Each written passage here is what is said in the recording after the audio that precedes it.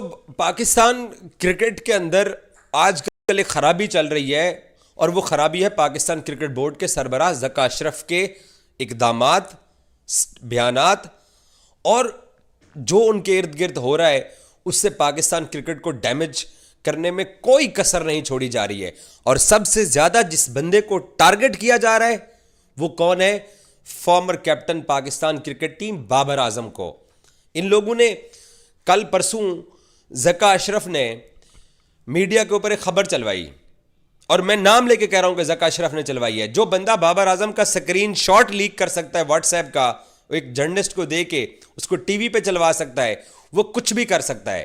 और पाकिस्तान का जो क्रिकेट का जो माहौल बना हुआ है, जो क्रिकेट कम्युनिटी है, वो ज़का अशरफ पे ट्रस्ट नहीं कर रही है उस बाबर आजम के स्क्रीन शॉट के बाद।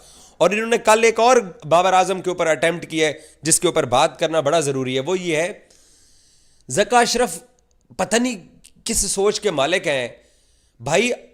बाबर आजम पाकिस्तान का सबसे बड़ा स्टार प्लेयर है, कप्तानी उसने छोड़ दी, लेकिन आपको बिल्कुल भी एहसास नहीं है कि आप गलत इंफॉर्मेशन फिर से फ्लोट करके अपने आप को सच्चा साबित करने के लिए अपने गलत इकदामात को जो आप करते जा रहे हैं और कोचेस को निकालने के लिए, मिकी ऑर्थर और बाकी लोगों को निकालने के लिए आप फिर बाबर के खिलाफ एक और मुहिम शुरू कर रहे हैं कि जी मिकी ऑर्थर ने अपनी रिपोर्ट में लिखा है कि बाबर तो किसी की बात ही नहीं सुनता था, बाबर के अंदर तकब्बुर था, बाबर गरूर के अंदर रहता था, बाबर किसी प्लेयर से बात नहीं करता था, बाबर जो है ना वो अपनी मर्जी के प्लेयर्स खिलाता था।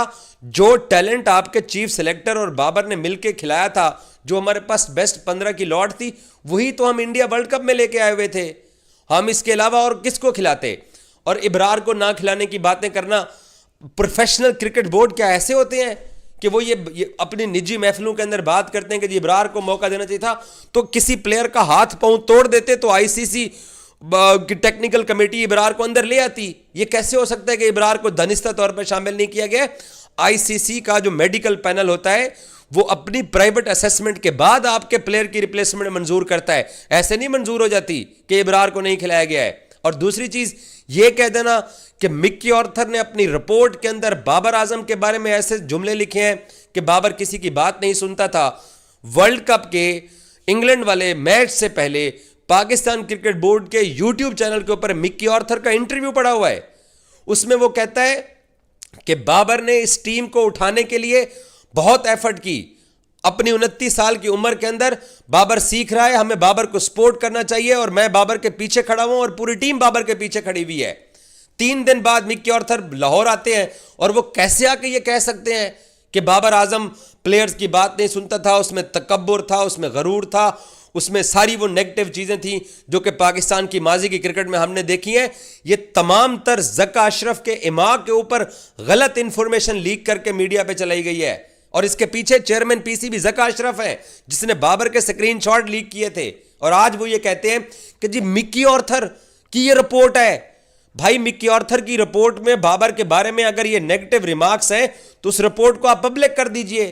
क्यों? क्योंकि आपके पास इख्तियार नहीं था मिकी ऑर्थर को उसके ओहदे से हटाने का। आपने जानबूझ के मीडिया पे यह माहौल बनाने की कोशिश की है कि इतना खतरनाक किस्म का माहौल बना दिया जाए ताकि मैं जो फैसले कर रहा हूं मैं इनको जस्टिफाई कर रहा हूं।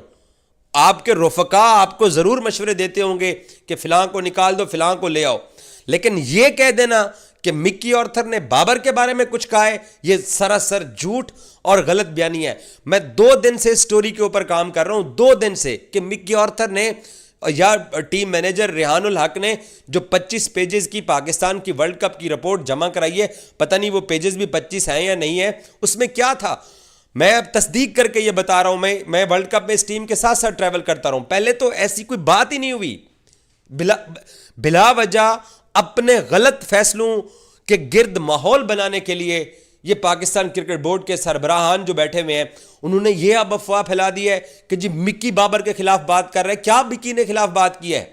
मिक्की ने, ये मैं आपको सोर्सेस से बता रहा हूं, उसने एक सिंगल नेगेटिव वर्ड्स भी बाबर आजम के बारे में नहीं बोला, एक सिंगल नेगेटिव।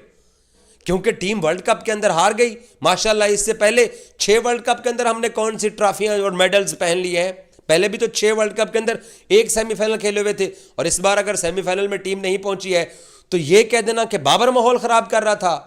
भाई कौन लोग हो तुसी?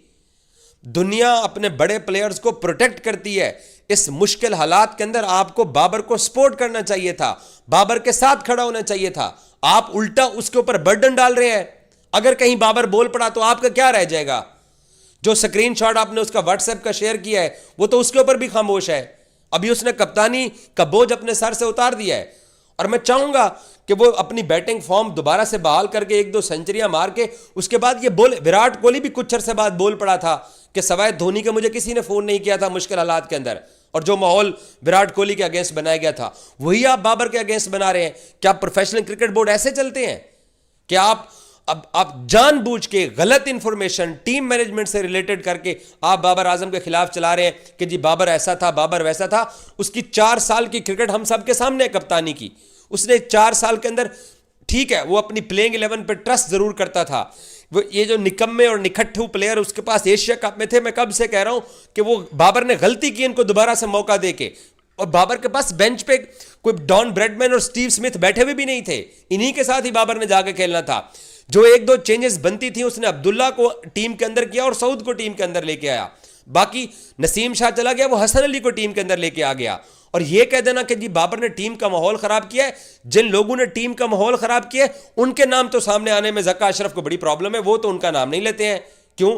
क्योंकि बाबर आजम के ऊपर सिर्फ हमने कुर्बानी का बकरा जो बनाना था किसी को, और ये टोटल बाबर आजम को डिसरिस्पेक्ट करने के लिए, उसके ऊपर मजीद बोझ और बर्डन डालने के लिए ये अब मुहिम चलाई जा रही है कि जी मिक्की ऑर्थर ने अपनी रिपोर्ट में उसके बारे में कुछ लिख दिया है। कोई एक सिंगल वर्ड नेगेटिव मिक्की ने या टीम मैनेजर ने या कोचिंग स्टाफ ने बाबर के बारे में नहीं बोला है। उन सबको मालूम है कि बाबर कितनी तकलीफ और पेन के अंदर रहा, वो अपनी टीम को आगे लेके जाना चाहता था। उसके तो बॉलर ही उसको रिस्पॉन्ड नहीं करते थे। 90 रन एक इनिंग्स के अंदर, एक 10 ओवर के अंदर खाने वाले बॉलर्स कैसे आपको टूर्नामेंट जितवा सकते हैं? सो ये बिला वजह की एक कैंपेन उसके खिलाफ चलाने की कोशिश की जा रही है। और पाकिस्तान क्रिकेट बोर्ड के सरबराह जक्का अशरफ को यह पता होना चाहिए कि पाकिस्तान में जनरल इलेक्शन है 8-9 फरवरी को। उसके बाद अगर कोई और पार्टी आ गई तो वो ना यहां नहीं रहेंगे। ये बाबर भी यहीं पर है, ये बाकी साबिक क्रिकेटर्स भी यहीं पर हैं, लेकिन एक प्रोफेशनल क्रिकेट बोर्ड को ये जेब नहीं देता कि वो गलत इंफॉर्मेशन सिर्फ इसलिए चलाएं कि मैं कोचेस को हटाने, बाबर की जगह नए कप्तान लगाने के माहौल को सच्चा साबित करने के लिए मैं अपने कप्तान के ऊपर बर्डन डालूं। ये गलत रिवायत डाली गई है और बिला वजह बाबर के खिलाफ कैंपेन चलाई जा रही है। Thank you so much.